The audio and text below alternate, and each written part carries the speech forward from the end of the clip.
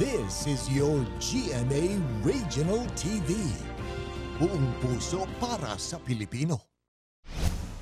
Mga balitang angay at angan sa One Mindanao, Kabalayan, kalsada ug punong sa Barangay Astorga sa Santa Cruz, Davao del Sur, gilunupan epekto sa ulan kagabi. Street flooding na sinatisab hangtod kaganina buntag sa Davao City. Og usa ka mag-uuma gipusil patay sa Cagayan de Oro City. Ito ang GMA Regional TV One Mindanao. Maayong hapon Mindanao, kini ang GMA Regional TV One Mindanao. Hatod namo ang pinakadagog pinakauling balita sa Mindanao. Ako si Sara Hilomen Velasco, live gikan dinhi sa GMA Davao Complex. Cyril Chavez, live gikan dinhi sa GMA Cagayan de Oro Station. Pipila ka lugar sa Santa Cruz, Davao del Sur ang gibaha resulta sa kusog nga ulan kagabi. Atong sado ng detalye sa report ni Argil Relator live. Argil. Sara, gawa sa gilunupan yung mga balay, gibaha sab ang dalan og nangahana o mga fingerling sa bangus sa mga punong human nga gibaha.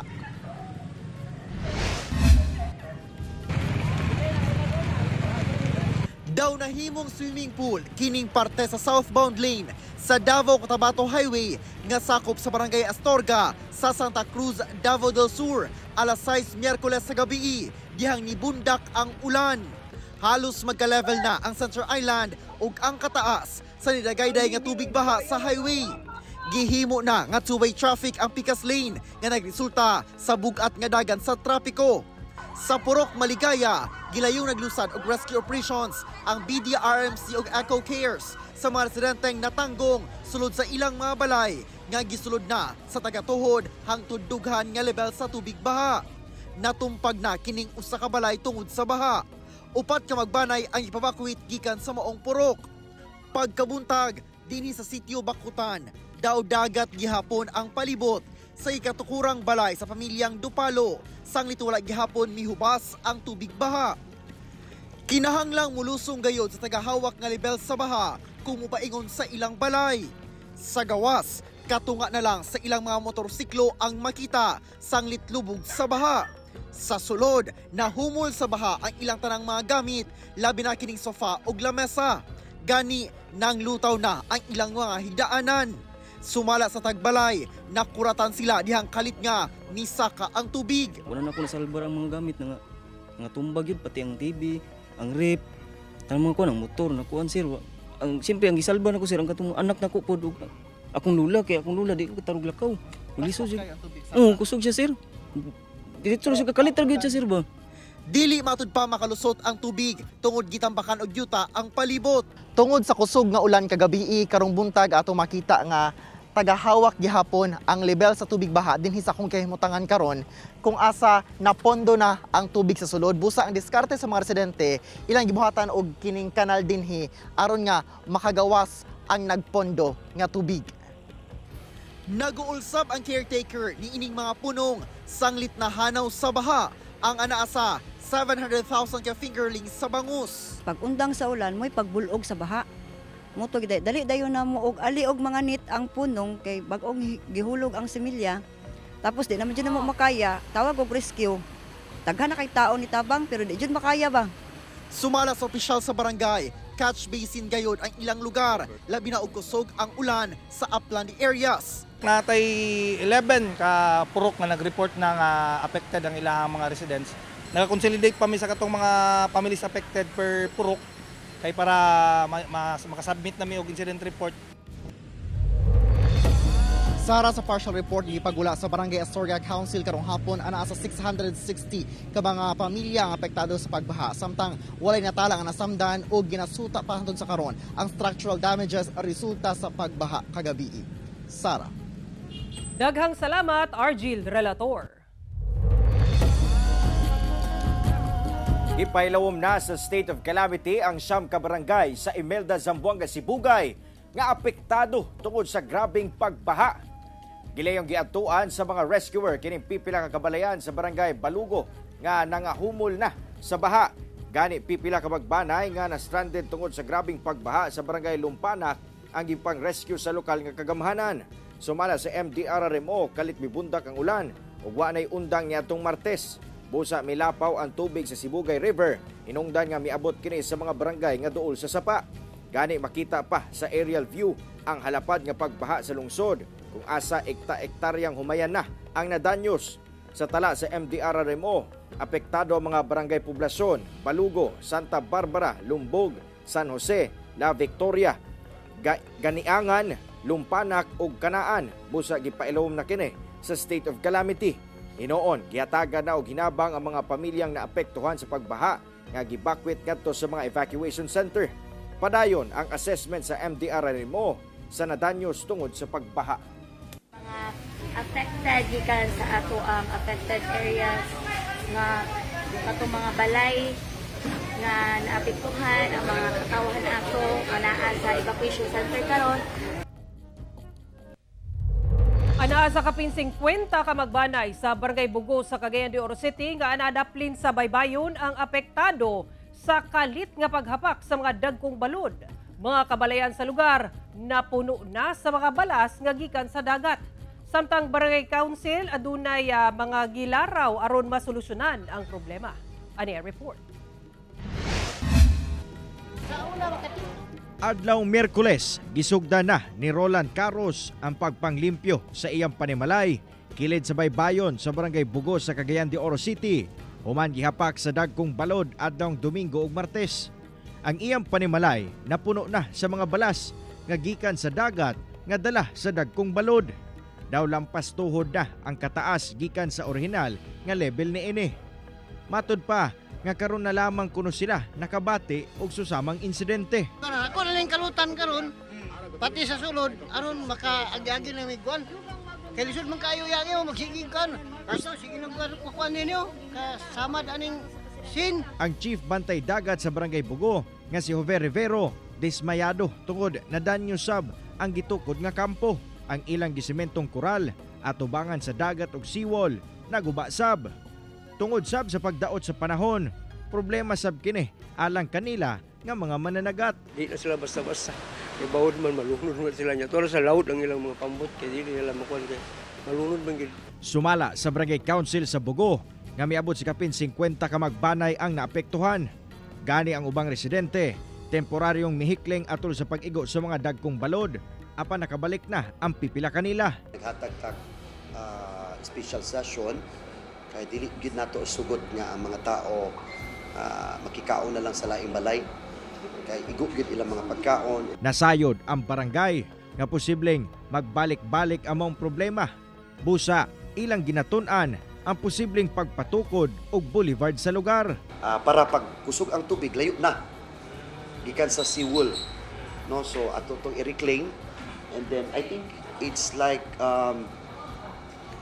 it's more than 1,000 meters sa kataas, and it's really good. And at least inipod atong mga tao karon nga naa sa kabaybayon nga walay mga income, so they will use that for night cafe and some other panginabuhian. Kauban si Jaybert Pairat sa kamera. Ako si Cyril Chavez para sa One Mindanao.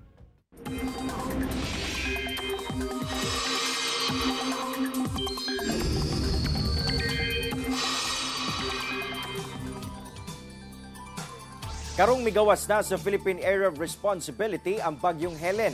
Baka sinati na og maayong panahon sa Mindanao. Apan posible gyapon ang mga pag-ulan dala sa localized thunderstorms. Wala na monitor nga pagdaot sa panahon sama sa bagyo o low pressure area sa sulod sa nasod. Karong wala na ang bagyong Helen nga migawas na sa Philippine Area of Responsibility kagabi. Apan padayong magpaulan sa Luzon ug Visayas ang habagat. Samtang localized thunderstorms ang magdala og mga pag-ulan sa Mindanao. Base sa datos sa Metro Weather, dunay tsansa sa mga pag-ulan sa Caraga, Davao Region, Northern Mindanao ug Suksargen. Busa magpabiling alerto sa mga pagbaha o landslide. Aktibo na ang Coast Guard Substation sa Barangay Matina Playa sa Davao City karong adlaw. Gipangunahan mismo ni Coast Guard District Southeastern Mindanao Commander Commodore Redjard Marfe ang pag-abli sa maong substation kanay mutang sa Purok 3 Puntad Dumalag. Sumala niya nga dakong tabang ang maong pasilidad aron nga ma-monitor ug mabatukan ang iligal nga pagpanagat lakip na ang pagbiyahe sa mga smuggled nga sigarilyo. Gawas nini nahimutang sab sa lugar ang Pawikan Sanctuary ug pipila sa mga beach resort aron mapakusgan sab ang maritime security sa Davao City. Ang Coast Guard Substation Matina Aplaya mao na ang ika-7 nga substation nga aktibong nag-operate sa Davao City ug ika-11 sa tibok area of responsibility sa Coast Guard District Southeastern Mindanao. Dakpan ang usa ka pulis human nag-amok og mibunlot og pusil diyang nagkalalisay atol sa pustaanay sa usa ka haya sa Alabel, Sarangani. Naka-alerto si Efren Mamak. Gibawian matud pa og mga gipang isyu nga pusil lakip mga bala ang usa ka 29 anyos nga pulis korporal human nga nag-amok sa usa ka haya sa Purok 8 Barangay Poblasyon Alabel, Sarangani pasado alas 3 sa adlawon Martes. Ang maong suspetsado naka-assign sa Kiamba Municipal Police Station, Sarangani. Matud sa Alabel Municipal Police Station nga mao'y nagdakop sa sospek, mi bisita ang mong sospek sa iyang higala kung asa dunay haya. Miapil kini og dula nga dunay pustaanay og nag-inom. Taod-taod, nagkalalisay kini sa iyang mga kauban og mibunlot kini og pusil. Maya-maya hindi sila nagkaintindihan so nagkaroon na ng komosyon doon. According sa report na natanggap natin, itong police is bumunot na ng baril at the same time kinuha niya yung mga tinatawag natin na pusta na pera doon sa lamisa. Mihawa matud pa ang mong sospek og mibalik kini taod-taod.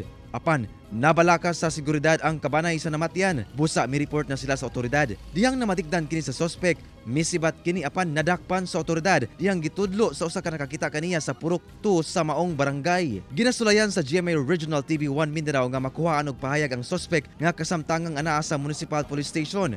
Apan, nagdumili na kini. Hindi po namin ginatolerate kung may mga pagkakamali o may ginagawang kamalian ang isang member ng PNP. Pinailan namin ang kaso and of course, dinisarmahan na po namin niya sa kanyang personal na issued firearms. Kasong unjust vexation ang atubangon sa maong sospek. Kauban si Gary Balantay ug Bong Vicencio sa kamera. Ako si Efren Mamak para sa One Mindanao. Ito ang GMA Regional TV 1 Mindanao. Nakasinat-isab og street flooding ang Davao City atol sa pagbunok sa ulan kagabi. Samtang gipaigmat sa Davao City Disaster Risk Reduction and Management Office ang mga namuyo daplin sa dagat ilabi na sa mga dagkong balod. Atong sero ng detalye nini sa live report ni John D. Esteban. John D. Sara, pipila ka mga barangay ang apektado sa nagbuntag nga baha tungod sa way puas nga pagbunok sa ulan kagabi. Sa ganiini, street flooding. Sa pagbunok sa ulan kagabi, milapaw na sa highway ang tubig gikan sa drainage sa Rojas Avenue sa Davao City. Nagka-street flooding sab sa MacArthur Highway, kanto Tulip Drive, Matina. Ang maong lugar sa gadagayod ginabaha sa matag kusog ang ulan. Naabtan ug buntag ang tubig baha sa maong highway. Duna sa mga balay sa Barangay Matina Aplaya nga gisulod na sa tubig baha. Gibaha sab ang highway hangtod buntag. Sumala sa CDRRMO, unom ka barangay ang apektado sa nahitabong pagbaha tungod sa way puwas nga pagulan kagabi. Kini ang Barangay 7A, 32D, Matina Crossing, Matina Aplaya ug Talumot proper. Samtang lakip sa gipaigmat sa CDRRMO karong dunay pagdaot sa panahon ang mga residenteng namuyo daplin sa dagat. Gani matag adlaw pirmi matud pagaigmad labi na sa mga dagkong balod ang residenteng si Analisa. Gumikan nagpuyo sila daplin sa dagat sa Punta Dumalag, Barangay Matina Aplaya sa Davao City. Hanging habagat o southwest monsoon manggod karon ang nagdala og pagdaot sa panahon nga moresulta sa mga dagkong balod nga piligrong muguba sa ilang mga panimalay. Nagabantay lang mi sa balod ba, lalo na kanang kusog kayo ang kuan sa impact sa balod. Nagabantay mi lalo na dinaa mga dagko kung sin mga dagkong truso na mga ano, di mo man ay makakuan sa silong namo. Makagubak. Sumara sa CDRRMO nga gipaalerto na sab nila ang Barangay Disaster Risk Reduction Management Office sa pagmonitor sa kadagatan sa ilahang barangay. Aron mapahibalo dayon ang mga residente kung kanusa sila pwede ipabakwit labi pa nga mas masamutan ang habagat sa pagdaot sa panahon tungod sa localized thunderstorm. We have been regularly updating and providing advisories sa ato ang mga barangays, especially kaning inclement weather. Napoy ang ato ang coastal road nga medyo nakakuan na gid siya na lesson na mitigate ang impact sa big wave. Sara, gipaigmat sa CDRRMO ang mga residente labi na itong mga nagpuyo sa flood-prone o landslide-prone na areas dinhi sa Davao City. Labi pa nga mag-ulan karong gabi. Base na sa weather forecast sa Pag-asa, light to moderate rains ang masinati og thunderstorms dinhi sa Davao City. Sara. Daghang salamat, John D. Esteban. 30 anyos nga babae sa Taguluan, Misamis Oriental ang patay. Human nga gipusil gawas mismo sa ilang panimalay sa giingong riding in tandem suspects. Kapulisan, aduna nay 2 ka persons of interest sa panghitabo. Ani ang report? Dead on the spot ang 30 anyos nga babaeng residente sa Zone 10A, Santa Cruz, Taguluan, Misamis Oriental.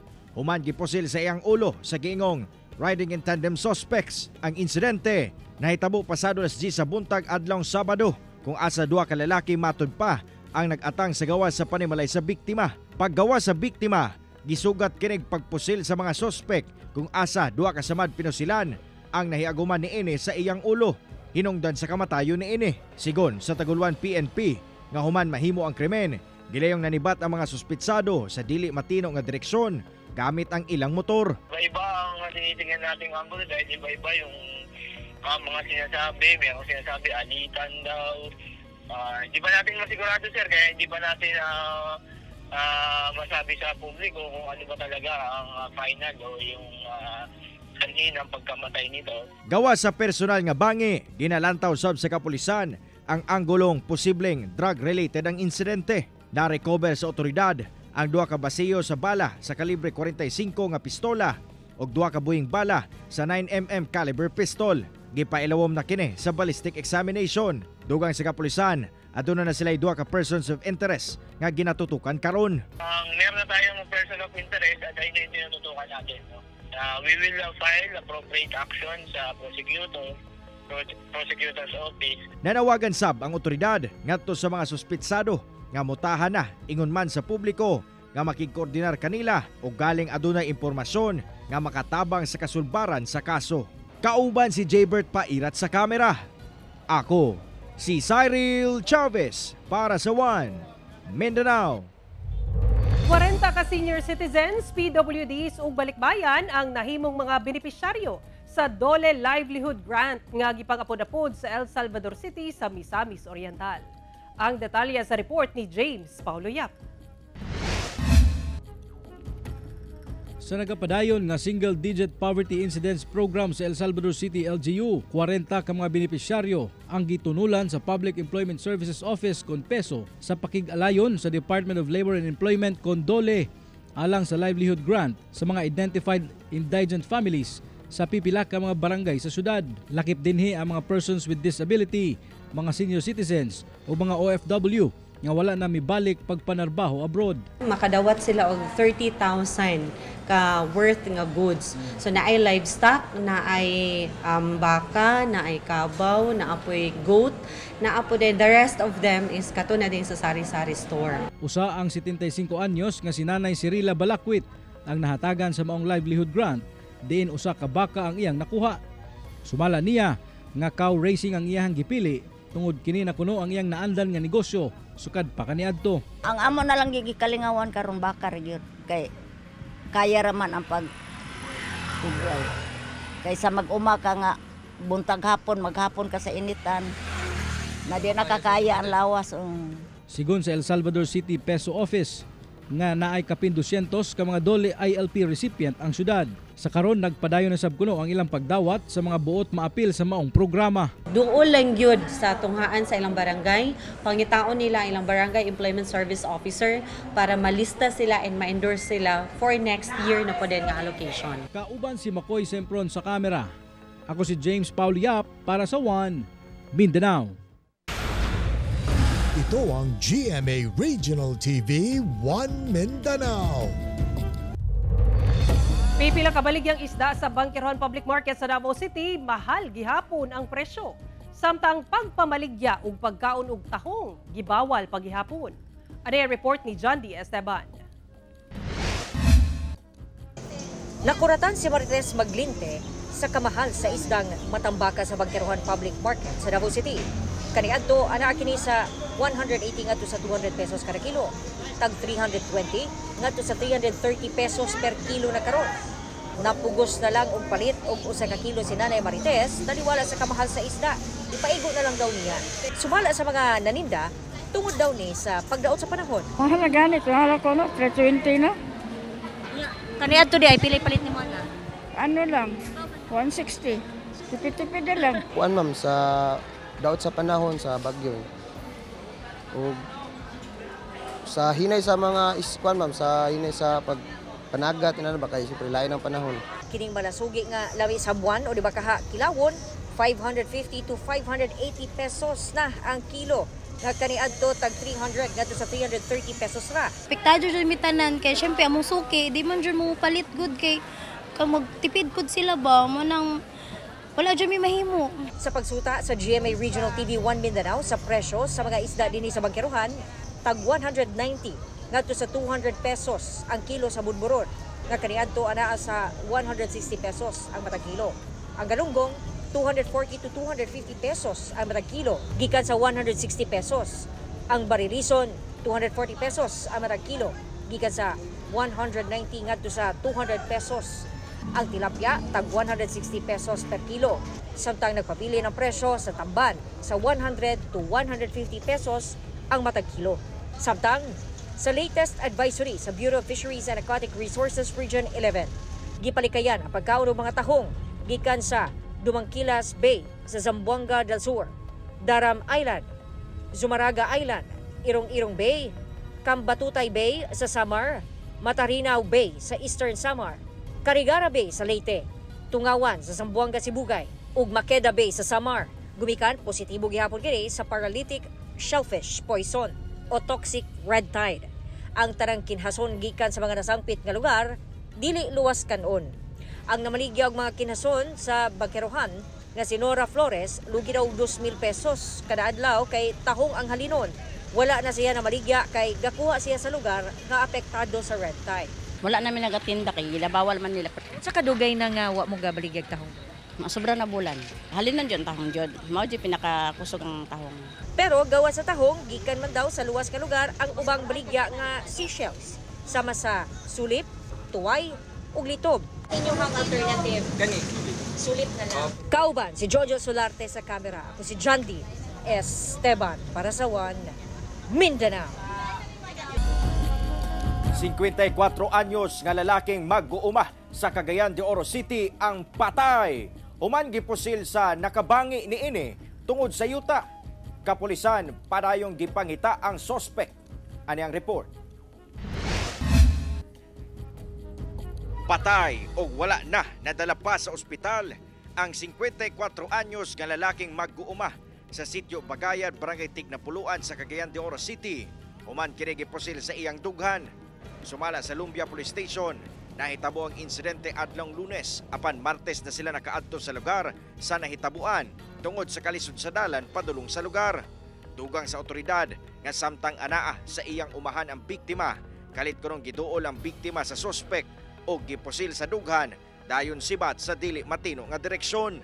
Nakadungog iyang son-in-law og buto gikan sa area sa iyang father-in-law, which is ginaga niya diretso sa pangitabo sa area. Father-in-law motong nagitan ang witness na to sir ang yung son-in-law sa atong victim. Dugang sa kapulisan, posibleng bangi sa yuta ang motibo sa krimen. Subay na sab sa testimonya sa asawa sa biktima.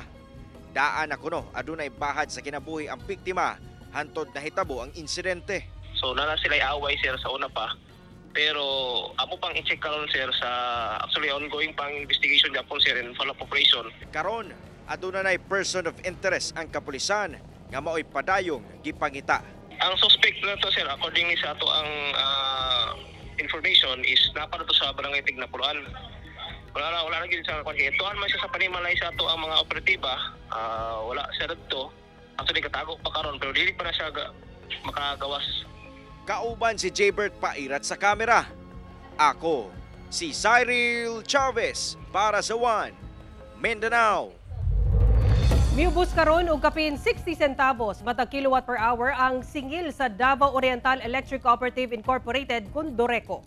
Gibutyag sa Doreco nga ang maong pag-ubos sa singil sa kuryente epektibo karong bulana. Sumala sa Doreco, anaa na lang sa dulan 10 pesos and 79 centavos ang matag kilowatt per hour nga singil. Mas ubos itandi sa kapin 11 pesos and 40 centavos sa bulan sa Agosto. But pasabot, miubos og 62 centavos matag per kilowatt per hour ang singil kon 123 pesos and 64 centavos sa matag 200 kilowatt hour nga konsumo sa kuryente.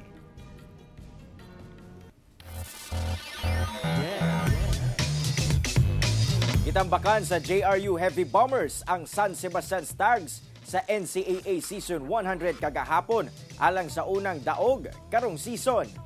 Bombs away gayod alang sa JRU Heavy Bombers nga mihakot og puntos batok San Sebastian Stags sa score nga 90-74. Wa napuggan si Marvin Raimundo sa pagpakawala og puntos alang sa Heavy Bombers sa iyang double-double outing. 21 points, 13 rebounds, 3 blocks ug 2 assists nga hinungdan sa ilang unang kadaugan karong season. Samtang nanguna gyapon sa team standings ang Binid Blazers nga dunay 4 kadaog. Tag-2 kadaog ang nakuha sa Mapua Cardinals, Letran Knights, Perpetual Altas, EAC Generals, San Beda Red Lions ug San Sebastian Stags. Ug tag-usa ang daog sa LPU Pirates ug JRU Heavy Bombers. Samtang naghulat pa sa ilang unang kadaugan ang Arellano Chiefs. Padayong tutukan ang mga dula sa NCAA Season 100 kung asa ugma, September 20, magsangka ang Arellano Chiefs versus LPU Pirates sa alas 12 sa udto o Letran Knights versus Mapua Cardinals sa alas 2:30 sa hapon o Makita sa Heart of Asia. Kapin gatos ka mga wala na calibrate nga timbangan sa Tagum City, Davao del Norte ang gipangkumpiska sa otoridad.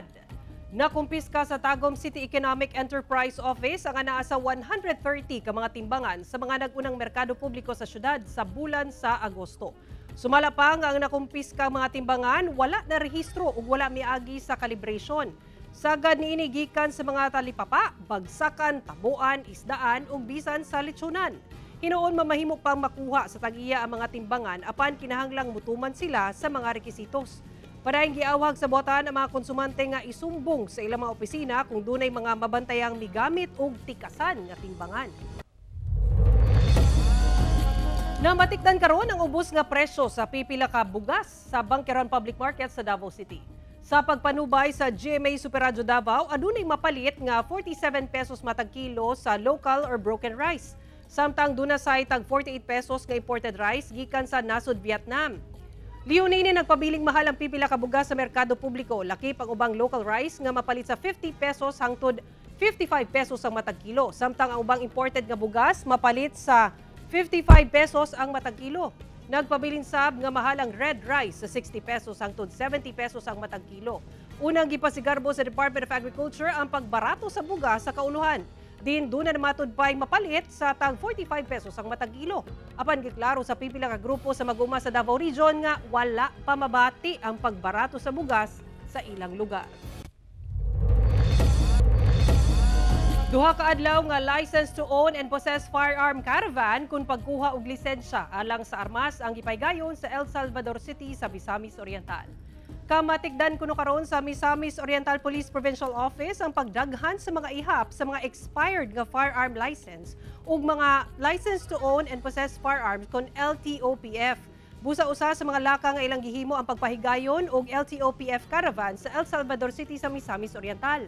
Sigon ni Police Lieutenant Colonel Patrick Dalangin, ang hepe sa El Salvador City Police, nga laraw nila nga mapaubsan ang ihap sa mga dili dokumentadong pusil o gun holder sa Misamis Oriental.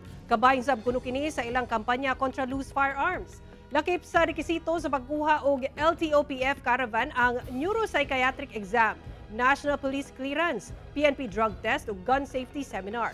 Taman ugmang adlaw ang LTOPF caravan. Busa aghat nila nga pahimuslan kini sa mga responsible gun holder. Convenient na po sa ilaha ang pagparehistro sa ilang mga pusil. Makaparinyo na sila silang LTAP o ilang pusil ilang ng marinyo. Talaga yan kung masubject sila sa mga mas malikayan tong mga subject for search warrant sa tungod sa ilang expired nga ilang mga firearms license. Mga kapuso, 97 days na lang, una ang Pasko. Mao kadto ang mga ulahing balita sa Mindanao karong adlaw. Mamahimo ninyo kining makita pag-usab pinaagi sa pagbisita sa official website sa GMA Regional TV o bisita ang official YouTube channel o i-click ang subscribe button para sa pinakaulahing balita. Daghang salamat sa atong mga kapuso sa Mindanao nga nagalantaw kanamong sa atong mga kapuso abroad. Padayon lang sa pagtutok sa mga lokal nga balita matag adlaw tungod sa GMA Regional TV, Local News Matters. Kami ang GMA Regional TV 1 Mindanao, tibok persa para sa mas na komisyon ug mas halapad nga pagserbisyo sa nasod.